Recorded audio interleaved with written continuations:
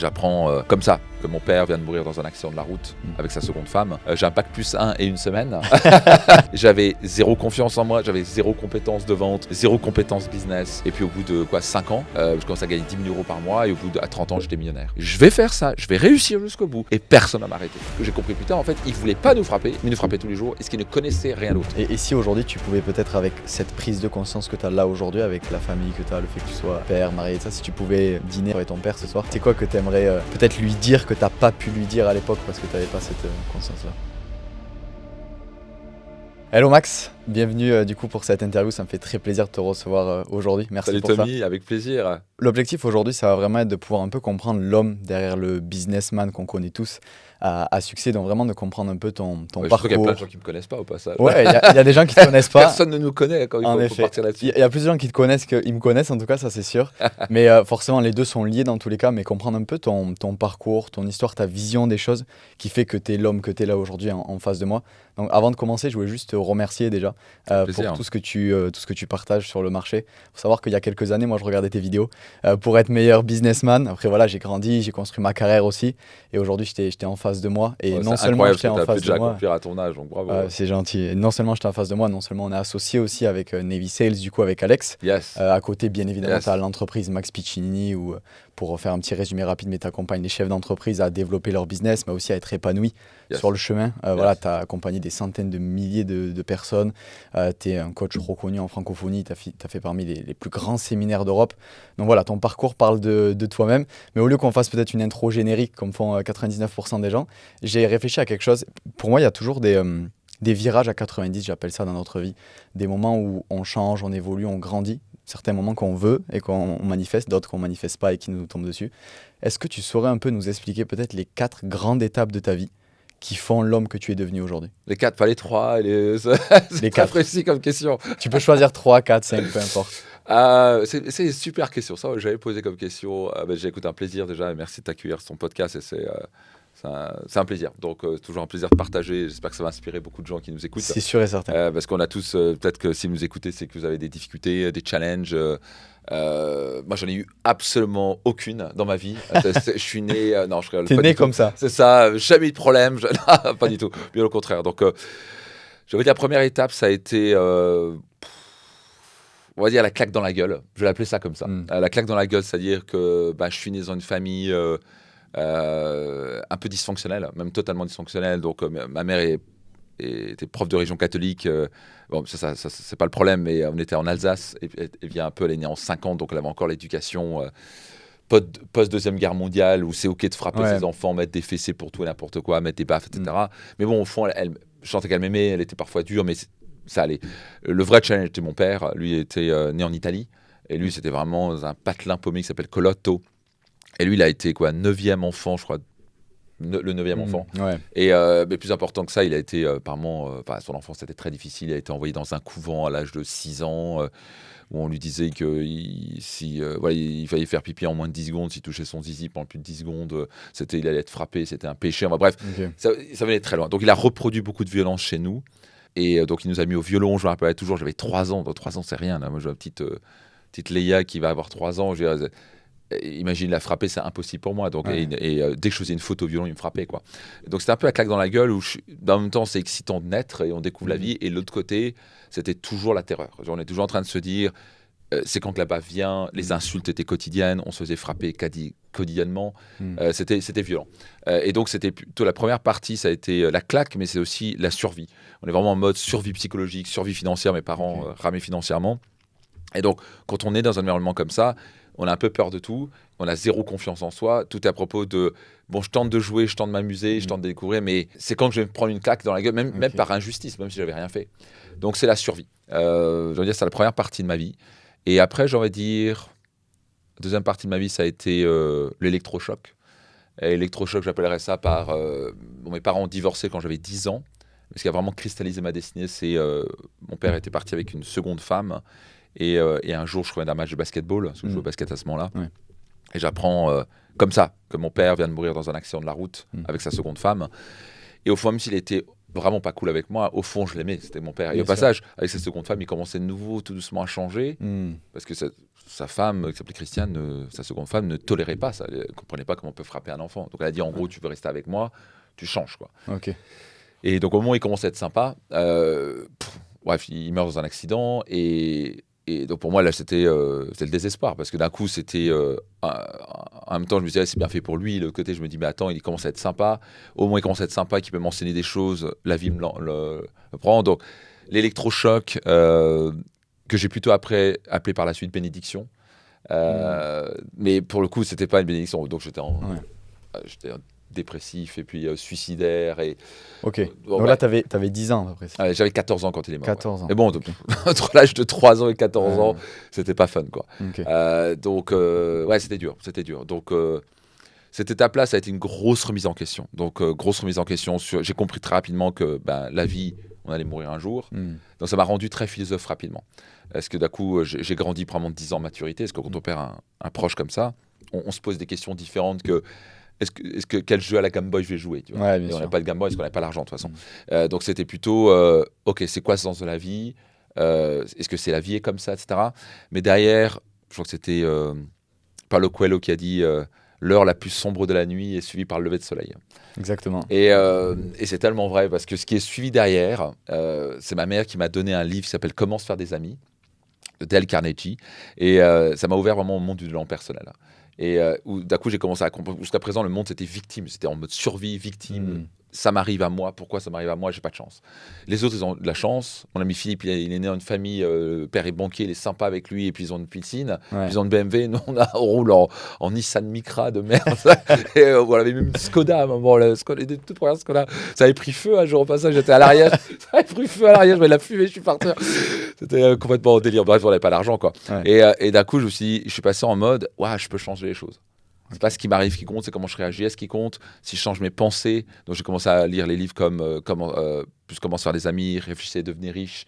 Et donc ma mère m'a donné probablement le plus grand cadeau. C'est elle m'a donné des livres qui m'ont ouvert au développement personnel. En gros, la capacité de reprendre le pouvoir personnel, de juste comprendre tout. Si je change mes pensées et mes actions, je vais changer mes résultats. Et ça a ouvert la porte au monde de l'infini des possibles, quoi. À dire, c'est un peu c'est une littérature un peu américaine de la réussite personnelle, de Jim Rohn et tous ces trucs-là. Ça m'a ouvert au monde de waouh, je peux changer ma vie, quoi. Et donc, j'ai complètement changé là-dessus. Et donc, de ce désespoir est venu le plus grand cadeau de ma vie, très jeune, de si je veux changer les choses, je dois changer. Et ça m'a donné vraiment le plus grand cadeau de ma vie, parce que j'ai commencé à prendre le pouvoir sur ma vie. Et donc l'étape suivante, ça a été, on va dire, la découverte, si on peut appeler ça comme ça, de l'âge de 14 ans à 21 ans. Donc je découvre ce nouveau monde, tu vois, c'est un peu, on rentre dans le monde des pays des merveilles, on dit mais ça existe ce truc, tu vois, je commence à y croire, les gens nous trouvent bizarres, c'est comme si tu es dans le monde des pays des merveilles, que c'est possible, mais tu es encore dans le rêve, tu n'es pas dans la réalité, parce que j'étais toujours fauché, c'était encore dur, j'avais pas de copie, j'avais pas de confiance en moi, mais les premières graines étaient... on va dire le cerveau. Donc, tu percevais ce que tu voulais atteindre, en fait. Tu t'es dit, ok, c'est possible. J'en suis loin, mais c'est possible, quoi. C'est exactement ça. Je commençais à croire que c'est possible.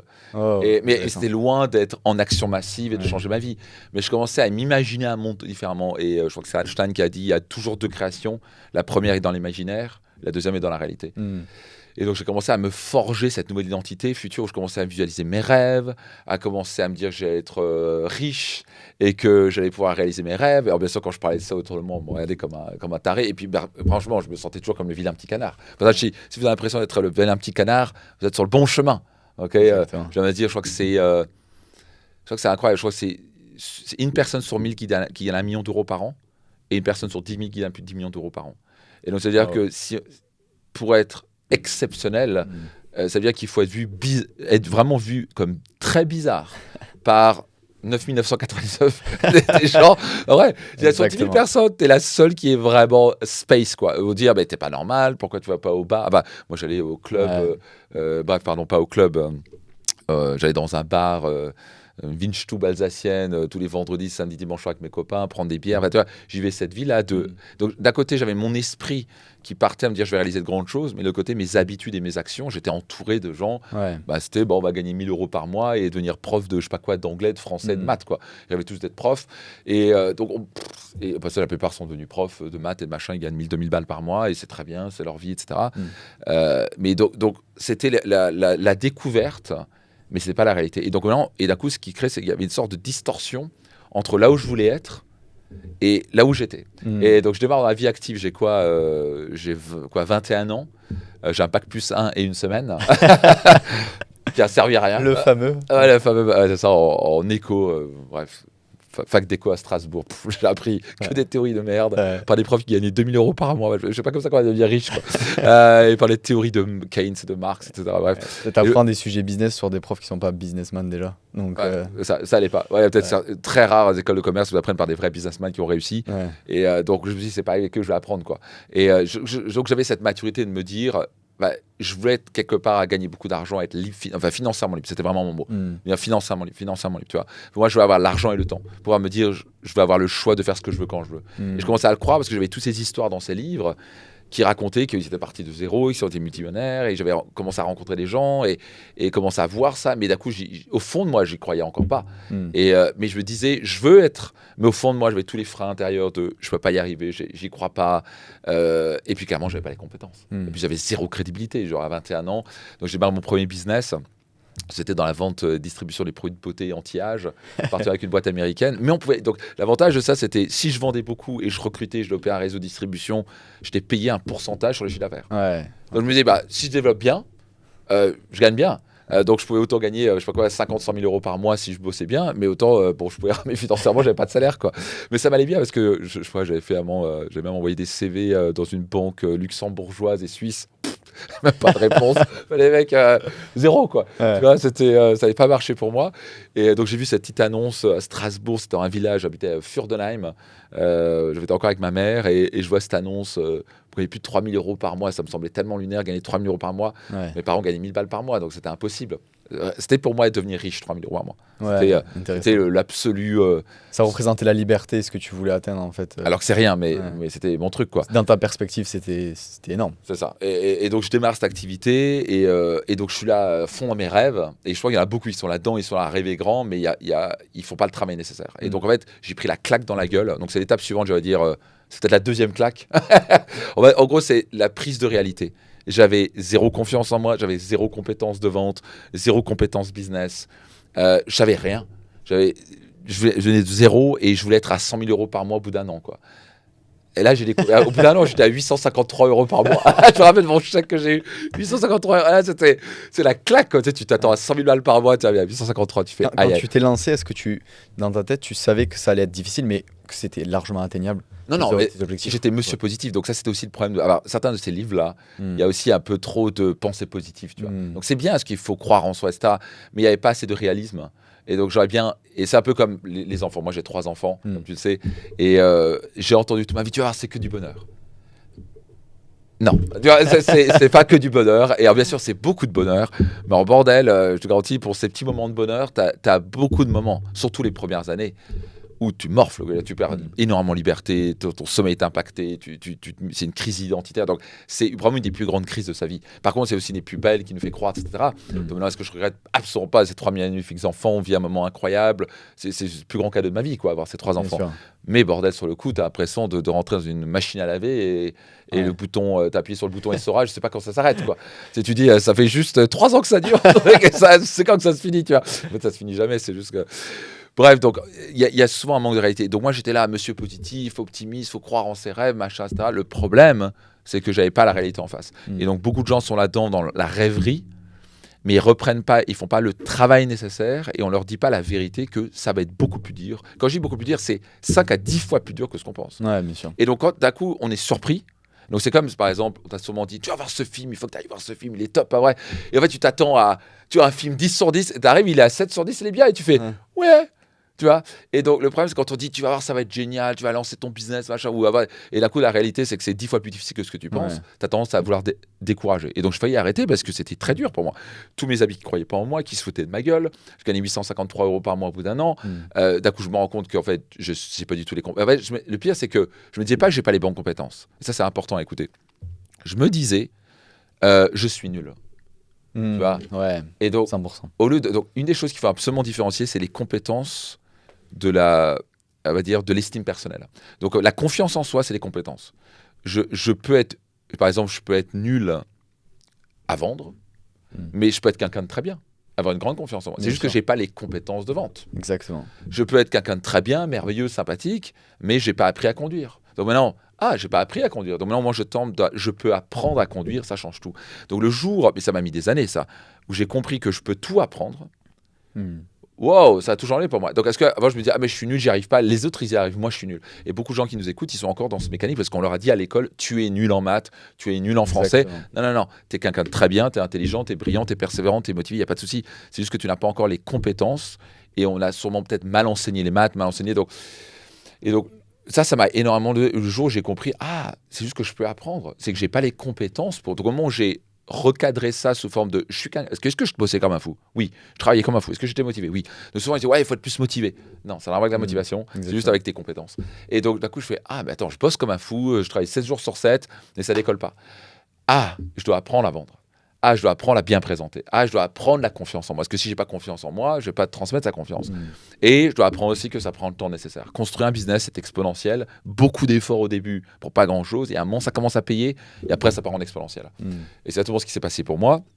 Je fais des compétences de vente, machin, de formation, de ceci, cela. Et puis tout doucement, avec les années, donc au bout de 2 ans et demi, ça commence à décoller. Et puis au bout de 5 ans, je commence à gagner 10 000 € par mois et au bout à 30 ans, j'étais millionnaire. Donc ça, c'est la première étape de ma vie. On va dire, ça, c'est l'étape suivante, le succès. Et le succès et la liberté où je travaillais 4 à 10 heures par semaine et je gagnais 45 000 € par mois avec un business qui tournait sans moi. D'un coup, mes rêves étaient devenus réalité. Et tu as réalisé ça? Est-ce que tu as réalisé à un moment de te dire, ok, c'est bon, le petit Max là à 14 ans, ce qui est rêvé, je l'ai atteint? Ou est-ce que tu continues à repousser tes objectifs parce que ta perspective évolue aussi? Yes, alors au début, c'était ça. Je me dis, je l'ai atteint, c'est bon. Et pour ça, j'avais réalisé une de mes rêves, tu vois. J'étais marié à une blonde suédoise aux yeux bleus. Enfin bref, tu sais, j'avais un peu... tous mes rêves étaient réalisés. Parce que tout ce que j'avais visualisé, tous les gens qui se foutaient de ma gueule, qui croyaient pas en moi, etc., finalement, ça avait payé ce truc, tu vois. Et parce que je m'étais remis en question, je fais beaucoup de bilan personnel. Là, je ne veux pas minimiser les choses. J'ai tous les jours fait mon travail personnel. On parle de tous les jours, je finissais le soir, ce que j'enseigne à mes séminaires, je faisais le correcteur de trajectoire, on parle de plus, moins à changer, donc plus, qu'est-ce que j'ai bien fait aujourd'hui, quelles sont les choses que j'ai merdé, qu'est-ce que je dois changer demain. Donc j'étais constamment en train de me corriger mon trajectoire, me remettre en question, en disant, putain, là, ta présentation est à chier, non, il faut que tu sois meilleur, constamment me former. Dès que j'avais l'opportunité d'être formé par un leader ou un entrepreneur à succès, j'allais payer, me former, j'allais faire des kilomètres aux États-Unis en prenant l'avion, aller en Allemagne ou en Italie ou en Scandinavie pour apprendre des gens qui avaient réussi dans ce type de business. Et je voulais apprendre des mentors. Et donc, c'était pendant que les autres, ils sont là, bon, ça va, je vais regarder la télé. Moi, j'étais en train de me former massivement. Je pense, une des plus grandes clés du succès, ça a été, ça c'est dans le livre Réfléchissez et devenez riche. C'est la première clé du succès, c'est avoir un désir ardent. Et ça, je pense que c'est ce que j'avais. J'avais ce désir ardent de liberté. Et donc, après les années, ça a payé. Donc, oui, mais ça a été des années de doute, de peur, des hauts, des bas. Et ça, les gens le voient très peu. On voit le très beau costume, la montre quand on te voit sur scène, c'est un peu des public victory, tu vois. Mais les gens, ils voient pas un peu les private victory que tu as eu juste toi avec toi-même. Une journée très difficile, etc. Et ça, les gens, ils le voient pas. Et c'est d'ailleurs pour ça que je voulais faire cette interview aussi, pour comprendre ça. Donc, c'est très intéressant. Merci de nous partager ça. Ce qui est intéressant, c'est que dans un peu chacune des étapes qui t'ont amené au succès, c'est soit des moments très difficiles de ta vie, soit des grosses prises de conscience. C'est dans ces moments-là qu'on grandit le plus. Est-ce que tu aurais en tête peut-être la conversation la plus challengeante que tu as eue dans ta vie? Celle qui t'a le plus bousculé, mais qui t'a peut-être le plus fait grandir? Que ce soit avec une autre personne ou avec toi-même, peut-être? J'en ai eu deux. La première, ça a été quand je démarrais sur mon premier business, j'avais 21 ans, comme ça, et j'avais tous mes potes de lycée avec qui je gardais contact, on allait dîner, bref, les Flammkuche, bref, dans les Windstube alsaciennes, bref, c'est un petit peu bizarre, mais c'est comme ça. Et bref, et à un moment, je leur parle de mon truc, et voilà, et puis si ça vous intéresse, etc. Et puis les produits, et les mecs, et elle me rappelle, il y a ce gars-là, un de mes potes, quoi, qui me dit, devant tout le monde, elle était bien 15-20, tu vois, et il me dit, ah, tu vends toujours tes crèmes? Et tout le monde se fout de ma gueule. Ouais. Et tout le monde éclate de rire, tu vois, comme si j'étais. Et tu sais, ça m'a vraiment blessé. Tu vois, je me dis, après, j'ai aussi réalisé, mais est-ce que c'est vraiment mes amis, quoi? Tu vois, tes amis sont ceux-là ils sont contents que tu réussisses, quoi. Et à coup, je me suis rendu compte que j'avais juste des copains qui n'avaient rien à foutre de ma gueule. Et qu'en fait, ils voulaient rester. Mais ça, sur le coup, en fait, vraiment, ça m'a remis en question totalement. Je me suis dit, putain, et ça se trouve, c'est eux qui ont raison. Tu sais, quand t'as 20 gars qui se foutent de ta gueule et toi, t'es là, en plus, je ramais à ce moment, 800 balles par mois, tu vois. Donc, c'est un peu le no man's land, tu vois. C'est la traversée du désert et tu te dis à un moment, est-ce que je ne devrais pas retourner en arrière, tu vois. Et donc, ça a été dur. Mais en même temps, c'est au moment où ça fait le plus mal. C'est soit tu recules et tu finis en loser. C'est vraiment les trucs qui définissent notre vie, quoi. Soit tu te dis, c'est quoi, bande de petits cons, tu vois. Ouais. Je vais te montrer, quoi. Et putain, je me dis, tu sais quoi. Et en fait, ça m'a retourné l'esprit pendant bien 2-3 semaines. Hein. Donc, c'est 2-3 semaines de doute, de machin, up and down. Jusqu'à ce que je me dise, c'est quoi, je vais y aller. Tu vois, je vais tout péter, tu vois. Et je me rappelle, j'étais dans le miroir un jour, je me suis dit, non, ça suffit, arrête toute ta discussion de merde. Et parce qu'en fait, ça, c'était vraiment le plus grand changement pour moi, c'était j'ai changé d'identité.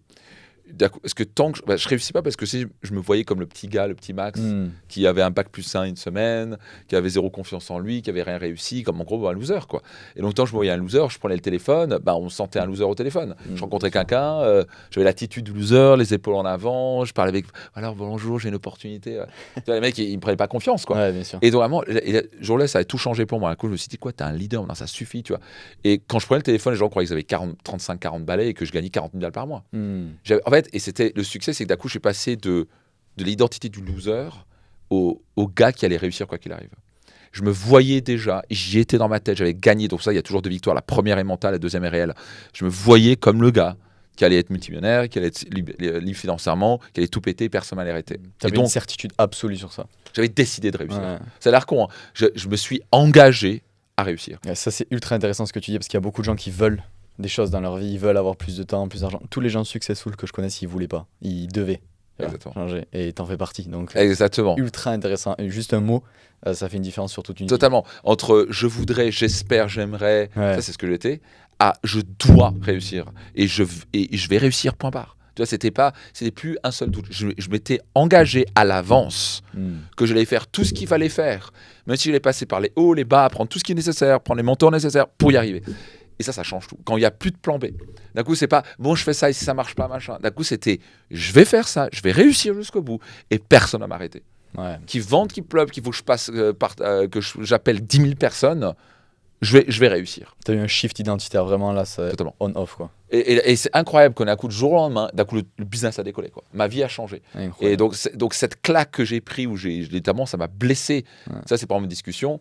Et puis je crois que c'était un autre appel aussi avec un de mes mentors où ça patinait justement. Et j'étais à fond encore dans les excuses, donc on se rend pas compte à quel point on cherche des excuses, qu'on se plaint. Et j'appelais ce mentor et je disais ouais ça marche pas et ça fonctionne pas et pourtant je bosse, les gens comprennent pas. En Alsace ils sont cons, les Français sont cons, c'est différent aux États-Unis, bah. Et à un moment, littéralement il me dit Max, si ça fonctionne pas, c'est que tu ne veux pas fonctionner. Remets-toi en question, t'es 100% responsable. Un truc comme ça, tu vois. Ouais. Et il a raccroché. Et ça va. Je me dis, mais quel con celui-là. Je ne comprends pas, il n'est pas français, là. Et après, je me suis rendu compte, merde, en fait, j'étais plein d'excuses, quoi. Ouais. J'étais en train de me chercher, mais j'étais monsieur excuse, tu vois. Et je cherchais plein d'excuses à la con, et je me plaignais, je me disais, ouais, mais les gens ne croient pas. Et pareil, ça m'a remis en place. Je me suis dit, putain, en fait, ça ne marche pas, c'est que je ne vais pas fonctionner. Donc, parfois, il y a juste des petites remises des petites claques comme ça sur le chemin qui nous remettent. Et souvent, c'est les discussions les plus difficiles. Donc, je dirais que ça m'a bien claqué. Puis après, je dois vraiment finir l'histoire. Donc, j'avais 30 et quelques balais et je commençais à avoir tellement de gens qui venaient à moi et qui me disaient Max, je parlais souvent sur scène. Donc, les gens me disaient putain, Max, t'as un talent et t'as un mentor et t'es un coach incroyable. Et je me dis coach, mais je suis pas coach, je raconte juste mon histoire et je partage. Je veux juste vous aider. Mais j'avais cette notion de vouloir vraiment aider. Pendant que les autres montaient sur scène qui réussi, en fait, ils voulaient juste de l'importance. Moi, je voulais vraiment aider ces gens-là. Et je pense que c'était peut-être la différence. Et un jour, on m'a dit Max, tu feras un super coach. Et mais bon, après, je faisais des séminaires américains, je faisais Tony Robbins, tous ces trucs-là. Et puis, d'un coup, je me dis, putain, Finalement, j'aimerais bien faire ça, serait assez kiffant. Et puis j'ai lancé, j'avais 31 ans, comme ça, j'ai lancé ma carrière de coach. Mais juste, j'ai testé, tu vois. Ouais. Il y a 54 personnes qui sont inscrites à mon séminaire de destination réussite, c'était à Aix-en-Provence, décembre 2013. Et j'ai tellement aimé, je voyais tellement l'impact sur les gens. Je fais, OK, je suis sur mon X, il faut que je fasse ça. Et donc, j'ai littéralement arrêté ce que je faisais. Moi, je l'ai revendu, c'est un business à mon ex-femme avec qui on avait divorcé, à un prix complètement ridicule. C'était le moment pour moi de tourner la page. Et donc l'étape suivante, j'aurais dire, l'étape finale, c'était vraiment transmission, contribution. Et je dirais, et personnellement, en faisant ça, ça m'a amené dans l'abondance, quoi. Parce que d'un coup, oui, j'avais réussi sur le plan financier, mais dès que je n'étais pas aussi épanoui. Et là, j'arrive à un point où non seulement mon succès financier a explosé, mais ça, c'est le plus important, c'est j'ai pu impacter avec mes équipes littéralement des millions de personnes. On a des millions de personnes qu'on touche sur les réseaux chaque mois. Ouais, bien sûr. Et ça me pousse. Parce que quand on arrive à un niveau de succès et de liberté, on dit what's next, quoi. C'est quoi le prochain étape? Et en fait, le seul truc qui vient, c'est dans la pyramide de Maslow, on voit ça, c'est la contribution. Et pour moi, c'est les points culminants de l'humain, c'est quand il a pu développer, il a pu réussir, et tout d'un coup, son seul drive qui va le remplir, qui va l'épanouir, c'est la contribution. C'est aider les autres à réussir eux aussi. Et donc, je prends une profonde joie avec mon équipe tous les jours d'impacter la vie de chaque entreprise et entrepreneur. Ouais, passer de 54, c'est ça, au premier DR, à combien là, le dernier? Ouais, on a eu 5000 5000 personnes. Il y a du monde, quoi. C'est énorme. Ouais, c'est une vraie win. De ton parcours et de ton histoire, là, un peu, est-ce qu'il y a une partie au fond de toi que tu sais que tu n'as toujours pas guéri d'une certaine manière et que probablement tu guériras jamais?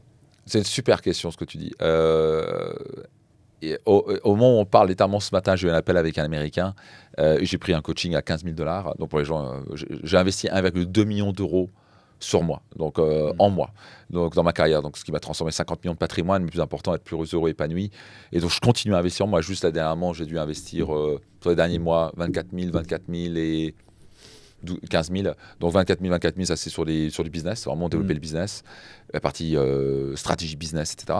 Et là, c'est la partie moi. Donc c'est intéressant que tu dis parce que je continue toujours à travailler sur moi. Et donc quand j'ai eu cet appel avec lui, donc là, on est pour travailler vraiment des centimètres où je sens encore que mon passé n'est pas totalement réglé avec mon père, pour être très transparent. Ouais.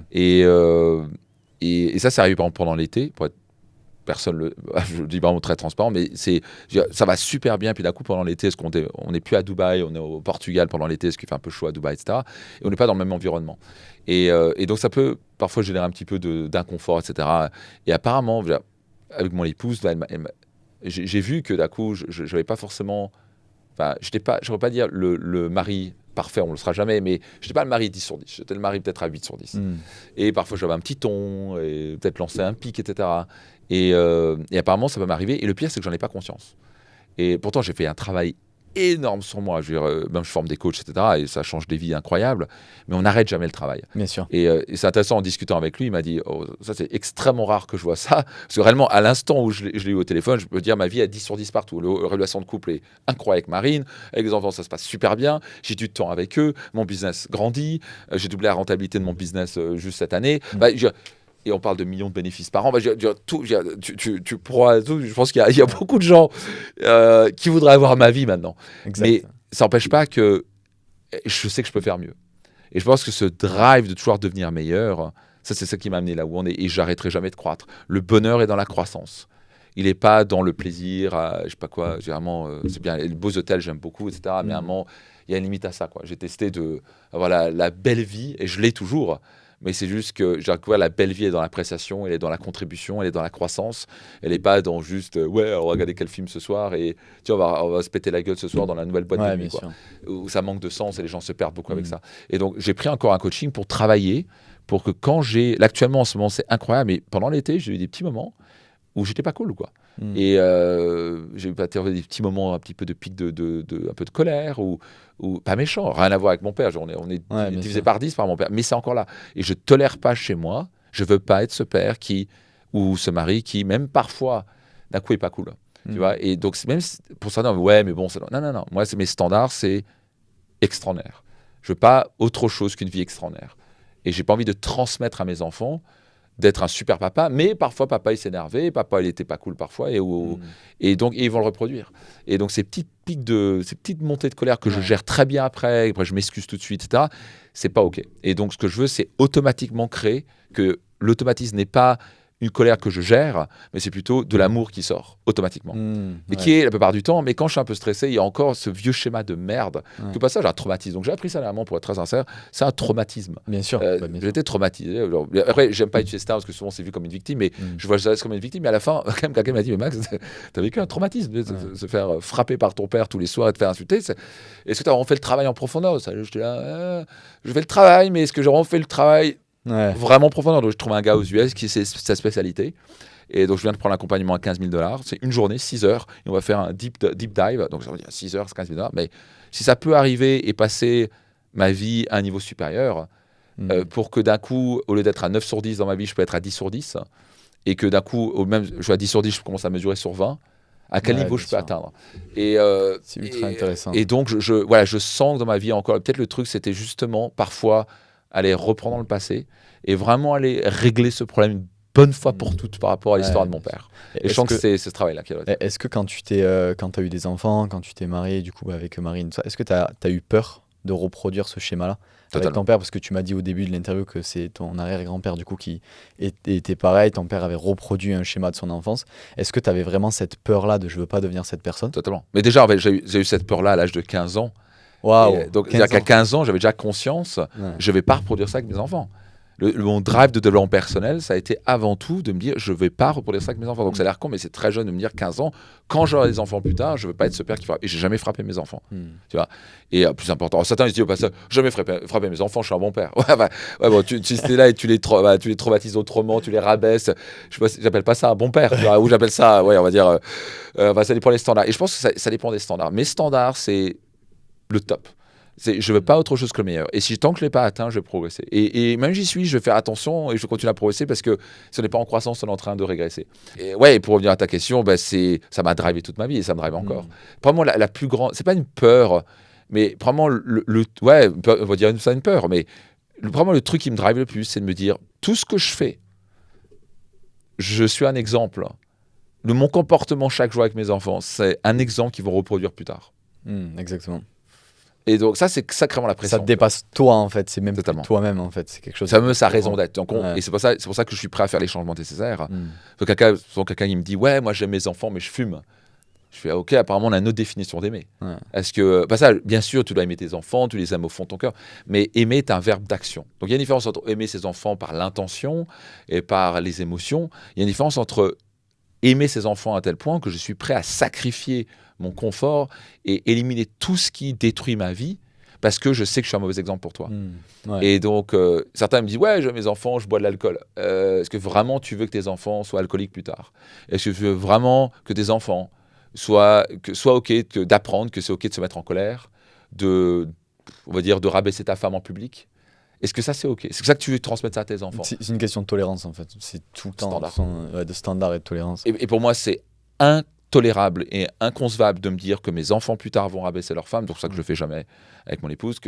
Et donc, parfois, c'est même ces petits trucs-là, où parfois je peux lancer des pics et parfois ça, je veux pas. Tu vois, je veux me dire qu'une bonne fois pour toutes, quitte à faire le travail, je vais le faire jusqu'au bout, pour être cette personne qui, dans une génération, aura changé la descendance pour toujours.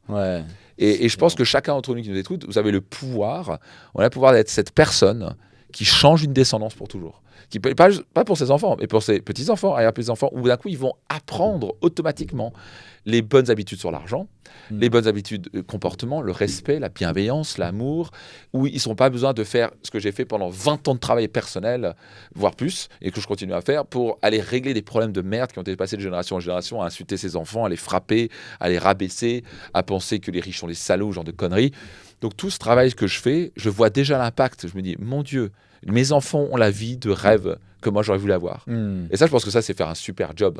Donc, par exemple, si j'ai fait progresser massivement et j'ai offert une meilleure vie à mes enfants, bingo. Maintenant, ça ne m'empêche pas que je ne vais pas oublier de les mettre dans les difficultés parce que là, ils ont une vie un peu trop parfaite et il faut qu'ils apprennent à avoir des difficultés. Mais donc, ça, c'est ce qui me drive et qui continue à me driver. C'est ultra intéressant. Merci du partage par rapport à ça. Et il y a une question que je voulais te poser parce que moi, ça m'a beaucoup aidé dans ma vie aussi. Comment tu as pu pardonner à ton père? Je dis comment et je dis pas est-ce que, parce que je sais que tu l'as fait, parce que je me suis formé avec toi et je sais que c'est une manière peut-être différente de ce que la majorité des gens y pensent dans le pardon. C'est une manière de pardonner qui, toi, peut t'aider à passer à autre chose, à te faire grandir. Mais pour les gens qui nous regardent, peut-être une figure aussi importante qu'une figure paternelle qui a un impact encore aujourd'hui, malgré tout le succès que tu as dans ta vie. Les gens peuvent se demander comment tu as réussi à le pardonner et à passer à autre chose. Écoute, super question. Au début, j'ai eu du mal à pardonner, pour être sincère. Et c'est tout à fait compréhensible pour un enfant de 14 ans, depuis l'âge de 3 ans, qui se fait taper dessus par son père. Pour avoir fait une faute au violon, ou je sais pas, ou avoir rien fait, tu t'en prends une pour. Comme ça, tu sais pas d'où ça vient. Et donc au début, je suis passé par. C'est les étapes au passage. Hein. Les étapes naturelles, d'abord, c'est on lui en veut, on a de la rancœur, et on a de la colère, et puis on se remet en question. Et après, on passe aussi en mode peut-être qu'il a été dur avec moi parce que je suis quelqu'un de pas bien, au fond. Peut-être que je suis quelqu'un qui a. Donc en fait, parfois, moi j'étais même en mode où c'est peut-être moi le problème. Tu culpabilisais de la situation. En fait. Total. Enfin, ça, la culpabilité et le rancœur sont main dans la main. Au moment où on a de la rancœur envers quelqu'un, on va avoir la culpabilité pas très loin. Ça ne peut pas marcher l'un avec l'autre. Et en fait, tant qu'on est là-dedans, on va souffrir. Et donc je souffrais parce que j'étais en mode pourquoi lui en veut. Après je passais en mode victime. Il était le bourreau. Pourquoi il m'a fait ça, machin. Et en fait j'en sortais pas. Donc j'étais pour ça dépressif et clairement un moment suicidaire suite à la mort de mon père. Et en fait c'est intéressant parce que d'un coup ma mère a dit quelque chose qui a tout changé pour moi. On parle de littéralement le lendemain de l'enterrement de mon père. Donc j'ai 14 ans et quelques. Et ma mère, et d'un coup, bizarrement, quand quelqu'un part, on commence à s'intéresser à lui. Exactement. C'est quand même bizarre. Donc ça, c'est une grande leçon. Ouais. Donc j'ai appris, si vous avez des parents en vie, ou des grands-parents, allez leur parler le plus souvent possible, demandez leur histoire, les bons moments, les leçons qu'ils ont apprises, les conneries qu'ils ont apprises. Vous allez apprendre j'ai appris autant des choses qu'il fallait faire, de gens qui ont du succès, que regarder, observer les gens qui n'avaient pas la vie que je voulais, et dire je ne vais surtout pas faire. On peut apprendre par le contre-exemple et par l'exemple. Et donc j'ai commencé à poser des questions. Je m'étais jamais posé la question, vraiment papa, que je savais qu'il venait de Coleto en Italie. J'avais vu sa mère qui était une sorte de mama italienne qui mettait une baffe, elle tournait l'esprit, tu vois, elle faisait du pain ou des pizzas, tu sais, à la main, tu sais, à l'ancienne, avec des bras énormes. Bref, et je sentais que c'était pas dans la douceur. Dans la famille Piccini à Coleto en Italie, on sentait que c'était, c'est les pecnos de base où il tapait dans un chien comme ça. Bref, ça volait pas très haut, quoi. Aucune étude, etc. Et en fait, j'ai commencé à m'intéresser à lui, et elle m'a dit, dès que je demandais de lui parler de son enfance, il voulait jamais en parler. C'était tellement douloureux pour lui. Et là, je fais Et après, souvent, elle m'a raconté cette histoire à 6 ans, il est parti au couvent et il se faisait frapper parce que justement, il devait aller aux toilettes très rapidement. Et en fait, je me suis dit, wow. Et en fait, là, j'ai réalisé à ce moment-là, en fait, que peut-être qu'il voulait pas en parler, peut-être que lui, ce qu'il a vécu était probablement 5 fois supérieur à ce que moi j'ai vécu. Et donc, ce que lui m'a fait subir en quelque sorte. Et donc, je me suis dit, wow, en fait, finalement, peut-être qu'il a fait de son mieux. Et finalement, en fait, il a fait un énorme travail personnel et qu'il a quand même merdé grave. Mais peut-être qu'il a quand même fait 5 fois, il m'a reproduit 5 fois moins de souffrance que lui, il a eu. C'est pour qu'il puisse même pas en parler. Ça va être vraiment douloureux. Et donc là, j'ai pris conscience, je fais, wow, et s'il avait fait son mieux? Et juste cette pensée-là a tout changé pour moi. Et donc, je pense que le nombre de gens que j'ai pu aider avec ça, à travers les coachings, etc., qu'on a fait, ça, c'est la partie plus de plan personnel. Y compris moi, au passage. Écoute, tant mieux. Si ça a pu t'aider, je suis très heureux de l'entendre. Énormément, ouais. Mais je sens que ça te parle encore. Et les gens font de leur mieux, quoi. Et le jour où j'ai développé c'est même pas une croyance, c'est une vérité. Les gens font de leur mieux avec ce qu'ils ont. That's it. S'ils savaient comment mieux faire, ils frapperaient pas leurs enfants, ils insulteraient pas leurs... Si mon père avait les outils... il avait les compétences et il aurait su faire autrement, il ne m'aurait pas frappé. Je ne crois pas qu'il n'y a pas un parent sur Terre qui naît en disant « je vais foutre en l'air la vie de mes enfants ». Tu vois, je vais le frapper. Et au passage, ce qui était encore très intéressant, c'est que mes parents, ça c'est incroyable, ma mère m'a dit plus tard, on s'est juré de jamais mettre la main sur nos enfants. On s'est juré de jamais lever la main sur nos enfants. Alors que tous les jours, il levait la main sur nous. Et en fait, c'était un choc pour moi. Et ça c'est vraiment un accélérateur pour moi d'avoir fait mon travail personnel, pas juste lire des livres. Vraiment faire mon travail personnel, pas des coachs, je fais des séminaires, etc. Vraiment changer sur le plan du système nerveux. D'un coup, j'ai compris, c'est pas parce que tu veux quelque chose que ça va arriver. C'est ton automatisme qui va reprendre. Parce que ma mère était frappée, mon père était frappé, donc il frappait. Et il se détestait quand il le faisait. Et en fait, elle me disait à chaque fois qu'il le faisait, il se détestait. Et en fait, ce que j'ai compris plus tard, en fait, il voulait pas nous frapper, mais il nous frappait tous les jours, et ce qu'il ne connaissait rien d'autre. Et ça, tu n'avais pas cette conscience-là quand tu étais plus jeune. Tu pensais qu'il te frappait parce qu'il voulait, que c'était la réalité, que c'était comme ça. Ouais, mais je chantais aussi parce qu'il voulait. Alors ça aussi, c'est un truc qui m'a aidé. c'est qu'il voulait mon bien au fond. C'est-à-dire qu'en fait, quand il me frappait au violon, c'est qu'il voulait que je devienne bon, il voulait que je devienne excellent. Et donc, j'ai commencé à complètement changer mon interprétation. Et le changement de vie arrive quand on change d'interprétation. Ouais. Ce qui nous arrive dans le passé, on ne peut rien changer. On ne pourra rien changer au passé. Par contre, on peut changer l'interprétation du passé. Et ça, c'est game changer. Et donc, le jour où j'ai compris, mon père, c'est pas que c'était un gros saligo qui voulait ma mort et que j'étais un gros con et qui voulait me tuer, qui voulait me fourlanguer ma vie et que c'était un horrible personnage. C'est qu'en fait, il m'aimait, mais il savait pas m'aimer. La seule manière d'apprendre à aimer, c'était de frapper. Mais ce qu'il voulait au fond, c'était mon bien. Donc j'ai compris, il voulait au fond mon bien. Il voulait que je réussisse. C'est pour ça qu'il l'a mis au violon. C'est pour ça qu'il voulait, il voulait qu'on réussisse. Il voulait qu'on ait une bonne note. Seulement la manière de faire, c'est t'es un imbécile, il faut que tu travailles. C'est sa manière de dire, je veux que tu deviennes meilleur.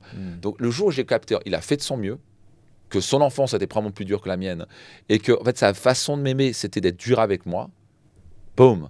En fait, il m'a aimé d'une manière très dure et très difficile et très bizarre et probablement pas de la manière la plus efficace possible, mais au fond de lui, il m'a aimé. Et le jour où j'ai compris ça, oh bordel, ça a tout changé. Et tous les parents sont comme ça. Tous les parents font des conneries graves, et au passage, trop facile de jeter la pierre sur les trucs. Tant que tu deviens pas parent, c'est dur. Bien sûr. Devenir parent, c'est dur. Mais par contre, ce que je voulais, c'est que, bordel, plus tard, quand j'ai des enfants, je vais pas reproduire. J'en suis plutôt fier de ça. Mais en fait, c'est la différence entre le fond et la forme. Des fois, la forme est extrêmement maladroite et pas bonne.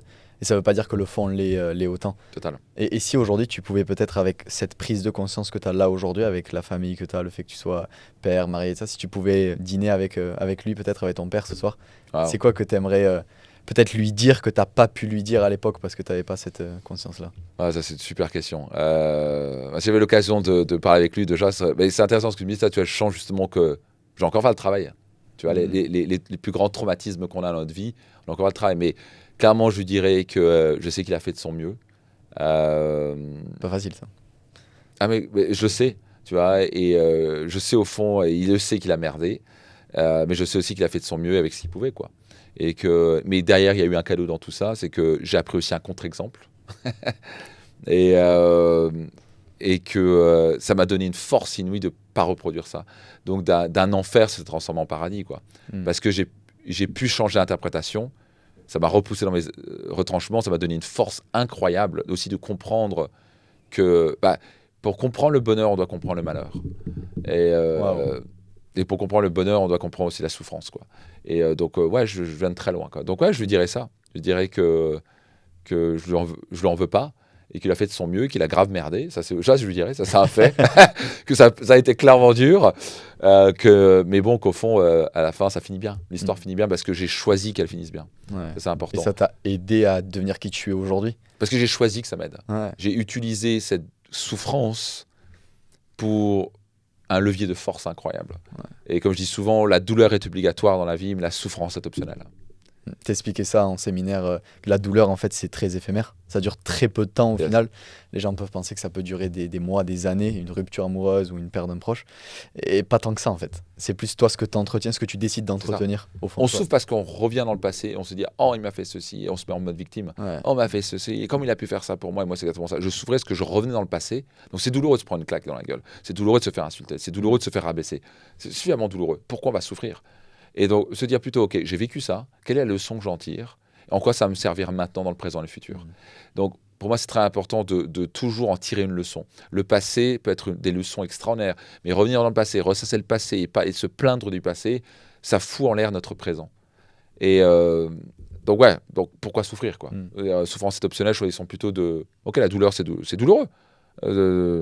Toute la vie est douloureuse. La vie n'est pas un long chemin tranquille. On va vivre des claques dans la gueule, des injustices, des trucs comme ça. Qu'est-ce que j'en tire comme leçon ? Moi, j'en retiens toujours. Quelle est ma leçon que j'en tire pour en sortir plus fort derrière ? Et c'est ce que tu fais aujourd'hui, tu l'expliques, mais même là, actuellement, pour avec tes enfants, essayer d'être encore le meilleur père possible. J'avais une question que je voulais te poser. Je ne veux pas casser l'ambiance, mais si demain, tu venais à pas te réveiller, tu vois, Max, comment tu... Question comment tu voudrais que, justement, tes enfants, que Marine, se rappellent de toi ? Écoute, j'ai envie de dire que c'est à elle de me le dire, mais j'espère qu'elle s'appellera de moi comme un mari aimant qui a toujours fait de son mieux. Qui a toujours cherché à l'aimer au plus possible, lui offrir la meilleure vie possible, les meilleures conditions possibles aussi pour avoir du temps pour nos enfants, ce qui est le cas. Ouais, Ouais, je pense que c'est ce qu'elle voudrait qu'elle entende et je pense sincèrement c'est ce qu'elle dirait. Et c'est peut-être pour ça qu'on a aussi une relation de couple incroyable. Ouais. Et je crois que c'est une des choses peut-être qui m'a donné un avantage par rapport à perdre mon père quand j'avais 14 ans. Et pas ça, j'ai perdu ma mère quand j'avais 26 ans. Elle est morte d'un cancer à 54 ans. Donc j'ai perdu mes parents très tôt. Donc sur le coup, bien sûr, c'est très dur. Et si je pouvais revenir en arrière, les avoir en face de moi maintenant, je paierais n'importe quoi pour les voir, quoi. Mais malheureusement, une fois que quelqu'un part, il ne revient pas, quoi. Ça, c'est une certitude. Mais ça m'a donné suffisamment de, on va dire, de maturité pour me rappeler que je vais mourir un jour. Et je pense que beaucoup de gens vivent la vie comme si ils étaient immortels. Et en fait, je crois que c'était Steve Jobs qui avait dit un truc comme ça. Et ça vient une pensée stoïque au passage. C'était Marc Aurèle qui disait, en fait, je me rappelle chaque jour, dès que je fais un bisou j'embrasse mes enfants. Je crois qu'il a eu 11 enfants, Marc Aurèle, le grand empereur romain. Ouais, bien sûr. Et il en a perdu 10. 10. Wow. De mort-né, de mort à 3 ans, de maladie, de fièvre, de guerre, de machin, ce que tu veux. Donc, sur 11 enfants, on perd. Juste imagine, il y a 3 enfants, moi j'ai 3 en vie. Et le mec, il disait, à chaque fois que j'embrasse mes enfants, je me rappelle que ça peut être la dernière fois que je les vois. Et le fait d'avoir perdu ma mère d'un cancer, d'avoir perdu mon père d'un accident de la route, je me rappelle qu'à tout moment, ça peut s'arrêter. Moi, il peut m'arriver quelque chose, il peut arriver quelque chose à Marine. Et donc, le plus j'ai conscience de ça, c'est pas vivre dans la peur, c'est juste vivre dans la réalité qu'on n'est pas immortel, on est mortel, et on va mourir un jour. Donc, nous, on fait tout pour vivre. Et bizarrement, en comprenant ça, donc c'est pour ça qu'on mange très sainement, on prend les compléments alimentaires, je fais mon sport tous les jours, on est ovo-végétarien, donc en gros on est vegan, mais on prend des œufs, on mange le plus sainement possible, on ne prend pas de sucre raffiné, parce qu'on a conscience qu'on va pas... Ma mère, par exemple, Marine, a perdu sa mère très jeune, littéralement 1 an après qu'on soit ensemble. Elle est morte dans un accident en Afrique, dans un voyage humanitaire. Donc on a appris très vite. La vie est précieuse et on a tendance à pas vouloir regarder en face. La plupart des gens veulent pas regarder la mort en face. Exactement. Et plus on prend conscience, ok, la mort, ça m'attend un jour. C'est une certitude. C'est juste une question de quand. Donc maintenant, comment je peux gérer ça? Donc je n'ai pas envie de mourir tout de suite. Personne ne veut mourir maintenant. Donc comment je peux repousser la mort le plus loin possible? Comment je peux éviter de faire des conneries comme rouler à contre-sens sur l'autoroute ou rouler bourré en voiture? Et profiter des petits instants. Je sais parce que toutes les personnes que je connaisse qui ont perdu des proches très tôt, ce qui est mon cas aussi, ils ont un peu... moi, ma philosophie, c'est que la mort, pour moi, j'ai appris à aimer la mort parce qu'elle embellit la vie, en fait. Et pas l'inverse. Et la majorité des gens, ils ont une vie, ils aiment la vie, ils craignent la mort. Et pour moi, c'est grâce à la mort qui fait que j'arrive à vivre la vie que je veux, en fait. Et je pense d'arriver à ce niveau d'épanouissement, et je suis sûr que c'est le tien, de pouvoir se dire, si demain je venais à pas me réveiller, c'est OK. Je suis OK avec ça, avec cette réalité-là, parce que je sais que j'ai tout donné. Yes.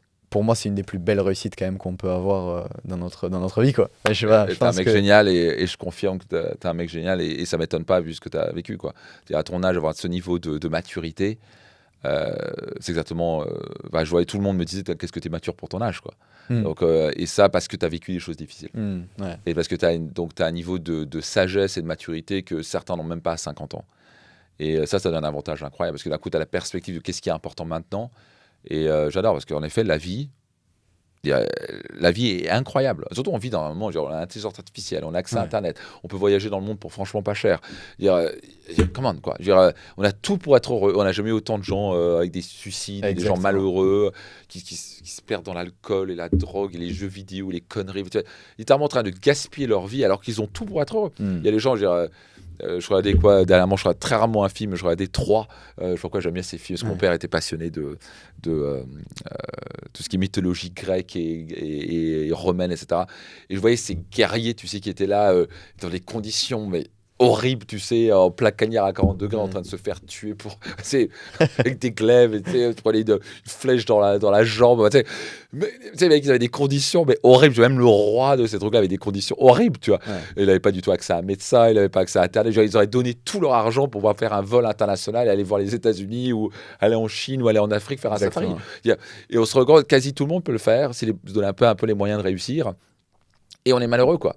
Et parce qu'on n'a pas la conscience que, bordel, ce jour peut être le dernier. Et donc, je me rappelle toujours, par exemple, là, je vais partir la semaine prochaine pour Business Max pendant une semaine, et je vais pas voir mes enfants pendant une semaine. Et ça c'est un truc qui est le plus difficile. Pendant 7 jours, pas voir mes enfants, normalement, moi, c'est 2-3 jours max, quoi. Et je vois, ça, je dois passer 95% de mon temps avec eux, et j'adore. Mais je me dis, ça pourrait être le moment, ça pourrait être le dernier, tu vois. Et donc, j'apprécie. Alors, bien sûr, les probabilités sont très basses, donc tout va bien. Bien sûr, je sais que je vais les revoir, etc. Mais j'apprécie, quoi. Je me dis. Et à chaque fois, j'ai écouté des milliardaires, millionnaires, etc., qui avaient 60-70 balais. Ils disaient, je vois, le conseil, c'est passe le plus de temps possible avec tes enfants. Et ça, il n'y a jamais entendu quelqu'un que j'ai entendu, qui avait beaucoup de succès, qui a dit, passe moins de temps avec tes enfants. Jamais j'ai entendu ça. Et donc, je me suis dit, donc, ça, je vais valider. Et donc, c'est pour ça que je vais construire un business qui permet d'avoir et organiser mon temps pour non négociable. Le matin, je suis avec eux. Okay, jusqu'à 8h30, 9h. Tous les soirs, à partir de 18h, 18h30, je suis avec eux, je dîne, je les couche chaque soir. Le week-end, samedi, dimanche, je suis avec eux. Parce que pour moi, ça, c'est la chose la plus précieuse. Parce que j'ai conscience que ce truc n'est pas éternel. Quand ils vont passer 18, 20, 21 ans, ils vont être moins là.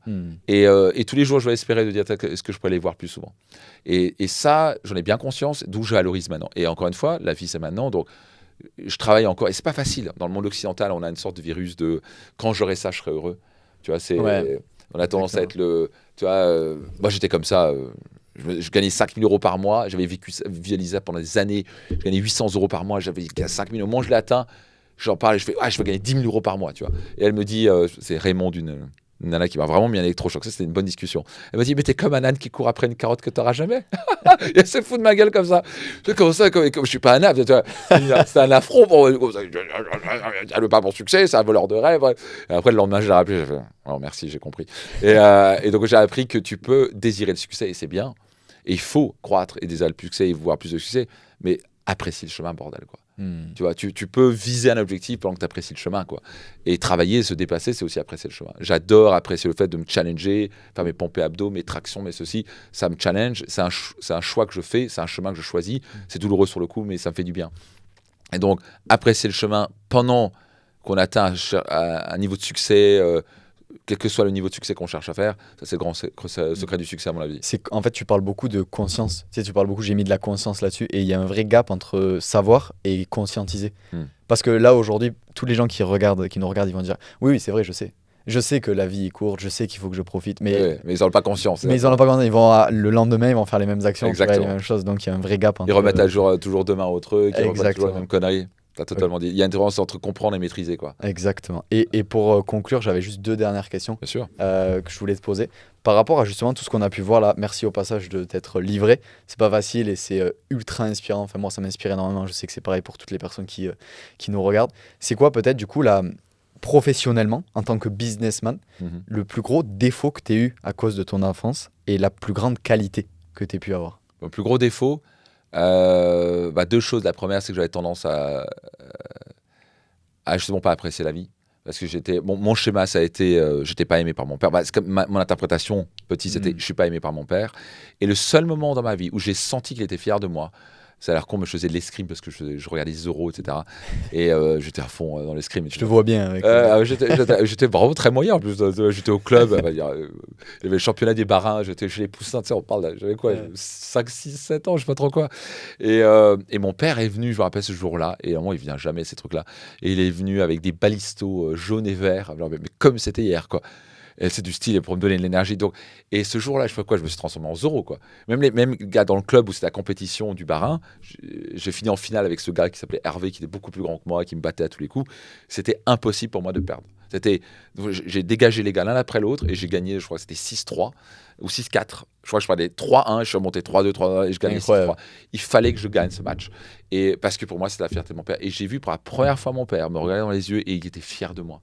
Je suis fier de toi. Bon, ça c'est rentré.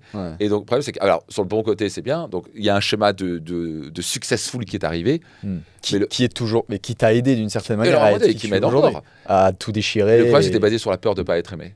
Et pas l'envie de gagner. Oui, parce que d'un coup c'était pas, c'est pas je dois réussir parce que j'ai envie de réussir et parce que j'ai envie le meilleur pour moi et mes enfants. C'était il faut que je réussisse sinon je serais pas aimé. Et ça, je l'ai eu à 20, 21 ans, 22 ans, 23 ans. Et donc, en fait, je ne pouvais pas prendre de week-end off. J'étais là le dimanche, j'étais stressé parce que je ne pouvais pas passer de coup de fil, personne décrochait. J'étais là, j'étais la personne la plus stressée sur Terre le dimanche, tu vois. Et tu t'es libéré de ça aujourd'hui? Ouais, totalement. Par rapport à ta femme, tes enfants, est-ce qu'il n'y a pas une part de toi qui se dit, si tout s'arrête businessment parlant, est-ce qu'on va m'aimer de la même manière, humainement? Rien à foutre. J'ai appris à m'aimer moi-même, j'ai appris à mesurer, à changer la recherche d'être aimé par les autres. Ça, c'est très dangereux. On est en prison dès on se dit, est-ce que les gens vont m'aimer réellement. Moi, ce qui me focalise, c'est est-ce que je suis fier de moi? Est-ce que je peux me regarder dans le miroir? Est-ce que je suis fier de moi? That's it. C'est la seule chose que je peux contrôler. Parce que est-ce que ma femme va m'aimer demain? J'espère que oui, mais si je me base ma vie là-dessus, je suis foutu. Ouais. Alors bien sûr, ça aura un impact massif, c'est de m'aimer, ça me ferait chier et ce serait douloureux, mais je ne dois pas baser ma vie là-dessus. Donc j'ai appris avec un de mes mentors qui est décédé maintenant, mais qui est probablement un des plus grands mentors que j'ai eu, qui s'appelle Stephen Covey, il m'a appris à baser ma vie en mettant des piliers intérieurs, quelque chose que je peux contrôler. Je peux contrôler l'amour que je donne. Je peux contrôler le fait de croître. Je peux contrôler le fait d'apprécier la vie. Je ne peux pas contrôler l'amour qu'on me donne. Et donc, 99,9% des gens ont basé leur vie, comme moi j'ai basé ma vie pendant des années, sur est-ce que je vais obtenir l'amour des autres. Et pour moi, c'était le père. Donc, pour moi, donc j'ai commencé dans le business, il fallait que je réussisse. Je ne pouvais pas échouer. Mais, donc, c'est OK de ne pas vouloir échouer. Mais pourquoi? Et pour moi, c'était parce que sinon, inconsciemment, je ne vais pas être aimé. Ouais, ton moteur était négatif au final. Était très, très négatif. Et il me pompait l'énergie. Donc, c'était extrêmement négatif pour moi. Et ça me pompait l'énergie. Je stressais comme un fou. J'étais à fleur de peau. Dès que mon business stagnait ou ralentissait, j'étais en stress total. Parce que c'était impossible pour moi. Alors, quand même, forcément, un business, ça ne monte pas comme une flèche. Il y a des hauts et des bas, ça redescend. Il y a des bons moments. Il y a des mois un peu plus difficiles que d'autres. Donc, je vivais constamment des montagnes russes émotionnelles. Ce que la plupart des gens vivent. Donc, tant qu'ils basent leur vie, on va dire souvent, c'est si j'ai la reconnaissance de mon mari, je vais être aimé. Tu vois, et donc elles l'ont un jour, et d'un coup pendant une semaine elles l'ont pas. 6 jours sur 7 elles sont malheureuses. Et donc qu'est-ce que je vais faire? Je vais faire une nouvelle coiffure, on ne lui regarde pas, mais il l'a pas vu, je sais pas trop quoi. Et puis là, voilà, elle a pété un plomb parce qu'elle veut obtenir l'attention, mais là c'est encore pire, elle a encore moins l'attention parce que le mec qui se barre au travail parce qu'elle a pas. Et en fait les gens vivent leur vie en disant j'espère que je vais obtenir l'attention de l'autre. Je vais obtenir l'attention de mes enfants. Certains parents attendent encore que leurs enfants de 6-7 ans leur disent merci.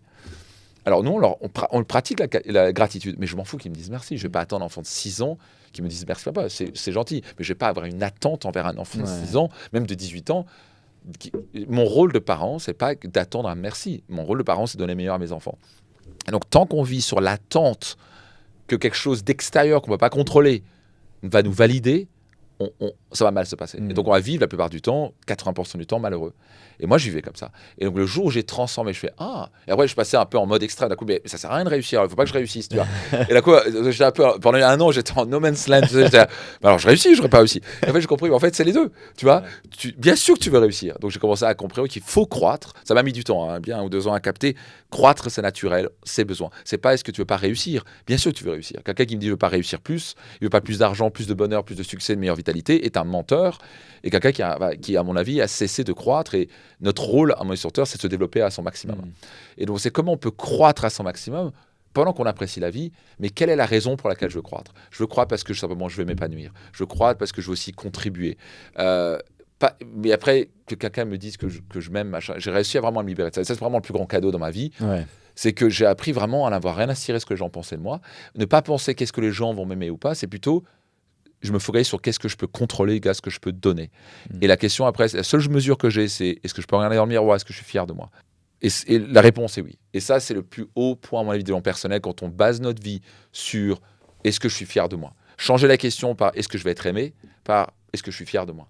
Et ça, c'est game changer. Et parce qu'on revient sur le leadership à 100%, qu'est-ce que je peux contrôler? Encore une fois, c'est toujours pareil, mais c'est éliminer les éléments extérieurs et se concentrer sur les éléments internes. Je ne vais pas éliminer mes enfants et ma femme, mais on se comprend. Arrêtez de penser, qu'est-ce qu'ils vont penser de moi? Exactement.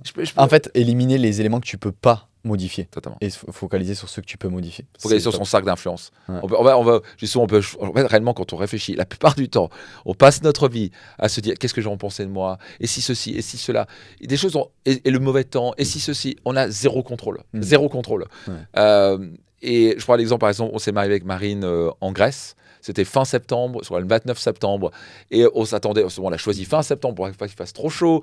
Et on voulait faire un peu à l'américaine, dehors, avec une arche, avec des fleurs, avec la vue sur la mer. C'était environ à 30 minutes Et on se tape une Medicane. Une Medicane, c'est quoi? C'est une Mediterranean Hurricane. Ce qui veut dire une tornade méditerranéenne. Un truc qui n'est pas arrivé en 150 ans. Et on se tape pour le jour de notre mariage. Mais un truc, c'était lunaire. Il faisait 12 degrés, il faisait sombre, il pleuvait, il y avait des rafales de vent, je prenais des feuilles dans la tête. Donc on n'a pas pu le faire à l'extérieur. Ouais. Et on l'a fait à l'intérieur. Et on était dans une petite pièce, machin. Mais franchement, heureusement qu'il n'y avait pas beaucoup d'invités. Franchement, on s'est dit... Pas vrai, c'est notre mariage, on s'en fout. Et à la base, c'est le meilleur mariage de la planète. Et en fait, on avait rien à foutre. Parce que d'un coup, c'était est-ce que je peux influencer ça? Après, moi, j'ai tourné ça en police. Je me dis, mais qui peut dire qu'il s'est marié lors d'une Medicane? C'est clair. Peu de gens, tu vois, sur Terre. Et donc, d'un coup, qu'est-ce qu'on a dit? On va pas se foutre en l'air le mariage pour ça. On va passer un super bon moment. Et that's it. Et on a passé un super moment. Là, dans 4h du matin, et puis, etc. Et c'était génial. Et donc, à la fin, je peux pas influencer le temps.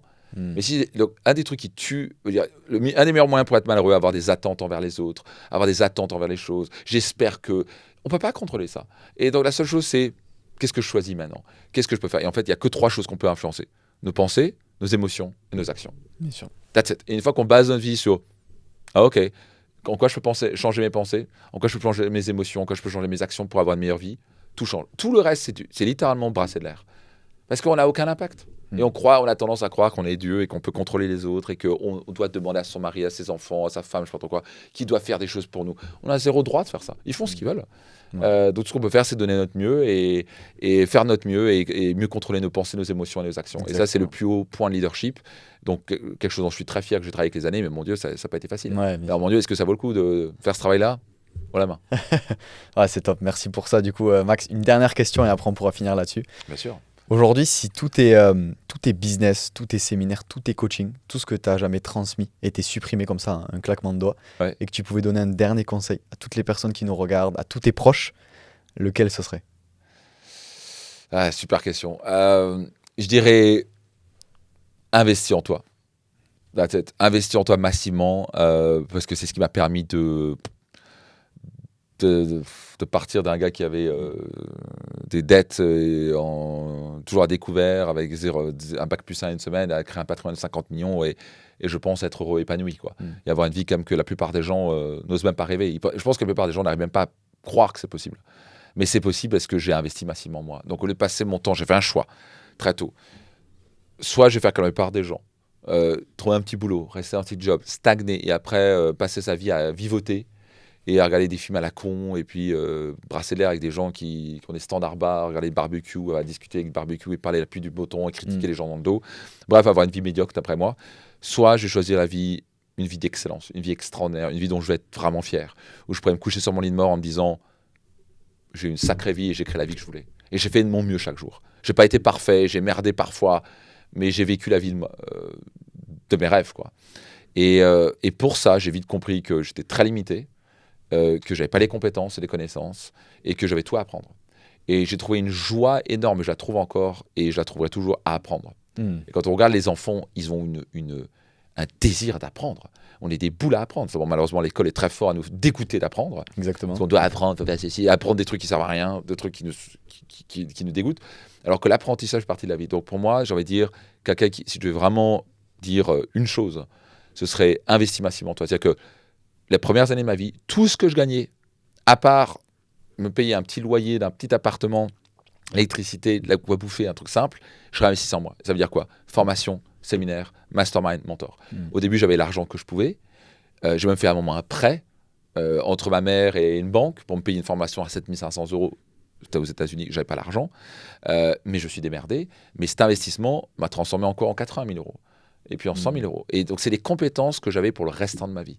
Une fois qu'on sait apprendre comment être heureux, on sait être heureux le restant de sa vie. Quand tu réfléchis ça, quand on sait vendre pour le restant de sa vie. Toi, tu es un tueur en vente. Et parce que tu as appris à vendre et tu as pratiqué. Donc, il y a beaucoup de gens qui disent « Ouais, mais je pratique la vente. Ouais, d'accord, mais bon, ça fait 20 ans que tu fais n'importe quoi. Oui, tu as 20 ans d'expérience, mais en fait, au niveau 2 sur 10. Quoi. Ouais. Et donc, tu peux apprendre à être heureux. Tu peux apprendre à gagner beaucoup d'argent. Tu peux apprendre à investir ton argent. Donc, à chaque fois que j'étais bloqué quelque part, je me suis dit « Ok, qui a déjà accompli ce que je veux accomplir ?» C'est un levier, en fait.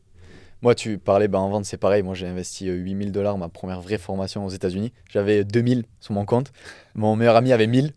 J'ai mis 3 000 et j'avais 4 mois après pour rembourser. Pour rembourser, ouais. Et en fait, c'est des leviers. Enfin, j'ai appris. Là, par exemple, j'ai un mentor aussi que je paye presque 2 000 € de l'heure pour trois sessions. Et souvent, les gens, ils me disent mais 2 000 € c'est cher. Je dis, mais c'est pas à l'heure que j'achète à 2 000 €, c'est les 11 ans d'expérience qu'il a, toutes les erreurs qu'il a fait, toutes les nuits blanches qu'il a fait par rapport à moi. Et te donne un raccourci comme ça. C'est un levier. Et je pense qu'il y a très peu de gens qui arrivent à conscientiser ça. Ouais. Et toutes les personnes qui arrivent à faire ce pas-là, ils me disent la même chose, investir en toi, c'est juste le plus gros levier. On a une vie, on l'a déjà répété pas mal de fois. Les années sont comptées, par contre, les leviers ne sont pas comptés pour le coup. Ça dépend juste de ton mindset. Mais si on regarde vraiment tous les gens qui ont un succès incroyable, tous des gens, ils ont investi en eux, ils sont extrêmement humbles, et ils cherchent toujours à apprendre de quelqu'un qui ont du succès. Ils n'étaient pas payés pour faire appel à un expert ou à un mentor ou je sais pas trop quoi. T'as tout dit, c'est pour ça que tu arrives à un niveau de performance pas, est-ce que tu t'es payé le meilleur. Et au pire, certains comprennent, mais ils vont prendre quelqu'un, ouais, j'ai pas l'argent, je vais me prendre le plus cheap. Si tu veux devenir le meilleur au tennis, si tu prends le coach de base du dimanche, bon, il y a un joueur amateur sympa qui est meilleur que toi, bon, tu vas progresser, mais tu vas rester amateur. Tu te payes, je sais pas quoi, Roger Federer. Tu vas sacrément progresser quoi. Alors oui, ça va coûter cher, mais tu vas progresser. Les mecs en un an ils vont faire mais comment tu pu progresser autant? Et comment tu deviens le top performer parce que tu t'es formé par un top performer. Exactement. Et donc moi j'ai toujours, dès que j'étais bloqué en couple, je fais des séminaires, je fais appel à des coachs, des spécialistes pour être, et j'ai appris les clés. Ça s'apprend, et ça c'est vraiment une des choses les plus importantes. Tout s'apprend. Moi j'ai un bac plus 1 une semaine, ça sert à rien, on s'en fout. Par contre, j'ai pu apprendre des compétences de vente, de marketing, de mindset, de comment être heureux en couple, de business développement, de business croissance, des trucs qui valent des millions. Et c'est pour ça que j'ai pu faire des millions et que je continue à faire des millions et que c'est que le début et que je serai clairement milliardaire dans les 7 à 10 ans, 15 mois max. Absolument certain. Alors ça serait bizarre de dire ça, mais parce que c'est mathématique, je sais comment faire. Et c'est juste l'effet de cumuler pour les gens qui connaissent pas, c'est juste ça quoi. Mais parce que j'ai appris des gens qui gagnaient plus d'argent que moi, qui avaient plus de succès ou qui étaient plus heureux que moi. Une fois qu'ils m'ont donné leurs clés, j'avais juste à implémenter. Et ça c'est vraiment une des premières choses à comprendre. Il y a des principes de succès dans la vie. Il y a des principes pour apprendre à conduire. Et tout le monde peut apprendre à conduire. Il y a des principes pour être bon au tennis. Si tout le monde apprend à faire un bon coup droit, un bon revers, à bien placer ses pieds, à bien accélérer et pratique suffisamment de fois, il va y arriver. Il y a des principes pour être heureux en couple, il y a des principes pour avoir du succès, il y a des principes pour investir son argent et le faire fructifier. Il y a des principes partout. Donc le jour où j'ai capté c'est vraiment un des plus grands je peux tout apprendre. Et il y a des principes qui existent, que d'autres personnes maîtrisent déjà. Et si je les apprends, c'est comme une recette de gâteau au chocolat. Je peux être nul en cuisine, mais si je prends la recette de gâteau au chocolat de la petite grand-mère du coin et je la paye, je sais pas quoi, 1000 balles pour apprendre ça, maintenant je peux reproduire toujours le même super gâteau au chocolat. Et tout le monde va faire ton gâteau au chocolat est incroyable. Et donc, au lieu de passer 10 ans de douleur à faire 40 000 des erreurs, à tester les différentes farines, les différents fours, les différents ceci, directement j'ai la recette. J'ai pas de temps à perdre. Et souvent, les gens qui sont riches, ils valorisent beaucoup plus le temps que l'argent. Exactement. Ils veulent gagner du temps. Ils se disent, j'ai pas 10 ans à perdre à inventer, à trouver la recette. Je vais chercher quelqu'un, je vais payer tout de suite qui me donne la recette.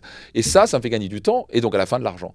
Et donc souvent les gens voient ça comme sous forme de coût alors que c'est un investissement. Ouais. Payer un gars encore 15 000 $ pour 6 heures. Mais ça peut m'aider à être plus heureux, épanoui, avoir encore plus de puissance personnelle. Et bordel, j'hésite pas une seconde. Qu'est-ce que ça vaut d'être heureux? Qu'est-ce que ça vaut d'être multimillionnaire? Qu'est-ce que ça vaut d'être libre? Ça s'apprend. Et donc, c'est pour ça que dès qu'il y avait quelqu'un que je considérais bienveillant, qui avait la compétence et qui avait réussi ce que je voulais, en tout cas, le succès financier ou quoi que ce soit, de bonheur que j'ai, mais j'hésite pas une seconde, ça vaut tout l'or du monde parce qu'il va me faire gagner du temps. Et donc, il va me faire gagner à la fin de l'argent, etc. Et tu valorises beaucoup plus le temps que l'argent. Of course. Et du coup, parce que tout le monde dit ça, mais les gens qui ont le moins d'argent, c'est ceux qui valorisent le moins leur temps au final. Bien sûr. Même si souvent, les gens qui gagnent beaucoup d'argent, la plupart, ils peuvent se dire il n'y a pas que l'argent dans la vie, etc. Mais c'est justement parce qu'il n'y a pas que l'argent dans la vie qu'on est riche, quoi. Exactement. Parce qu'on valorise notre temps beaucoup plus et on n'est pas OK de perdre 1 heure de notre vie pour gagner 5, 10, 15 €, quoi. Et ça revient parce qu'on sait qu'on va mourir un jour. Exactement. Que la vie est précieuse. Si tu veux réaliser la vie de tes rêves, tu as intérêt à prendre une assistante maintenant, tu as intérêt à te former maintenant. Tu ne peux pas attendre. C'est quand on se forme. Hier, tu vois, t'as pas investi hier, t'as investi maintenant, quoi. Et donc, première chose que je pose, par exemple, quand quelqu'un me dit ouais, je veux réussir, machin, je fais ouais, super. Je fais quel est ton budget de formation cette année? Combien tu vas mettre dans un mastermind, un mentor? Montre-moi ça. Il me fait j'ai rien. Je fais tu vas stagner, tu vas pas réussir, c'est simple. C'est mécanique parce que si tu continues à faire ce que tu as toujours fait, tu vas obtenir ce que tu as toujours eu. Exactement. Basta. Tu vas fonctionner avec le même mindset et avec les mêmes compétences. Quand tu changes pas ton mindset, tu changes pas tes compétences, Les résultats vont être les mêmes. Et après, tu vas espérer, tu vas essayer d'inventer des excuses. Non, parce que tu n'es pas prêt à investir en toi. Par contre, il n'y a pas de problème de claquer un sac à main et acheter un nouveau, je sais pas quoi, une nouvelle télé. Ça, par contre, il n'y a pas de problème. S'il y a un problème, c'est que tu claques dans des choses qui ne rapportent pas parce que tu es drivé plus par le plaisir que la croissance. Et donc, à un moment, si on prend juste l'habitude de dire chaque année, je vais investir, moi je vais même recommander aux jeunes, tout ce qu'ils gagnent les 5 premières années, doivent réinvestir en eux. Moi, c'est ce que j'ai fait. Pendant probablement 10 ans, j'ai tout réinvesti en moi. Parce qu'il n'y a rien qui bat l'investissement en soi. Parce que quand j'investis une compétence, je sais pas quoi, de marketing, et je peux d'un coup doubler mon chiffre d'affaires, j'investis, je sais pas quoi, $50 000, €, et maintenant je peux faire 300 000 € additionnels par an. Par an, ouais. Ben oui, c'est ça, et c'est pour le restant de sa vie, parce que c'est pas un truc qui one shot, c'est pour le restant de sa vie. On a une compétence. Il y a même Warren Buffett, c'est quand même le plus grand investisseur de tous les temps. Pour ça, il vient littéralement prendre sa retraite au moment où on enregistre ce podcast, il y a 3 jours. Et dès qu'on lui pose la question dans quelle action doit, lui il répond à la bonne question, il fait le meilleur investissement que vous puissiez faire est d'investir en vous-même. Et le passage, c'est intéressant, c'est la dernière lettre qu'il a écrite de son rapport annuel. Il transmet ça sur son prochain CEO. Il le dit. Il le dit sur les choses comme être gentil, être bienveillant, des bonnes bases, et surtout se former, d'investir en soi. Parce qu'à la fin, lui, il a compris que s'il peut développer la compétence d'être un investisseur, au lieu de dire à quelqu'un, voilà, il y a un poisson à la pêche là, il l'a une fois, ça s'arrête là. Il va dire, mais je vais t'apprendre à pêcher, quoi. Et si je peux apprendre par un pro d'apprendre à pêcher, alors je préfère prendre un peu plus de temps, l'argent, je te paye, au lieu d'apprendre juste un poisson one shot. Maintenant, je peux apprendre à investir, je peux apprendre à gagner, je peux apprendre à marketer, je peux apprendre à être heureux, je peux apprendre à être confiant. Mais ça vaut tout l'or du monde. Donc, si quelqu'un n'est pas en train d'investir massivement en lui, il ne faut pas qu'il s'attende d'avoir beaucoup de succès. Et la différence entre peut-être moi et la plupart des gens qui nous écoutent, et entre là où je suis et peut-être des Jeff Bezos, etc., c'est juste un niveau de compétence supérieur. Bien sûr. That's it. C'est tout. Jeff Bezos est multimilliardaire, ce qu'il en sait plus que moi. That's it. Et je pouvais me payer Jeff. Si Jeff Bezos pouvait faire du coaching individuel, je paierais tout de suite, pour moi, $1 million. Je pourrais tout de suite, que c'est un mec, tout de suite, j'apprendrais. Mais comment tu penses ? Il penserait totalement autrement. Il y a une différence entre les gens qui gagnent 100 fois plus ou 10 fois plus que vous. C'est parce qu'ils ont un niveau de compétence et un mindset 10 fois supérieur. Et au lieu de se dire, ouais, je suis une grosse merde, non, c'est qu'est-ce que je peux apprendre ? Comment je peux apprendre ? Donc, si j'ai l'occasion d'apprendre de quelqu'un qui a un meilleur niveau de compétence et un niveau de mindset, alors je sors ma carte de crédit tout de suite. J'hésite pas une seconde parce que je vais gagner à tous les coups. Exactement. Merci du coup, beaucoup Max. Avec grand plaisir, c'était un plaisir. Un vrai plaisir de t'avoir aujourd'hui, ça a apporté énormément de valeur, j'en suis sûr. Donc merci pour ça. Avec grand plaisir Tommy, j'espère que ça vous a aidé.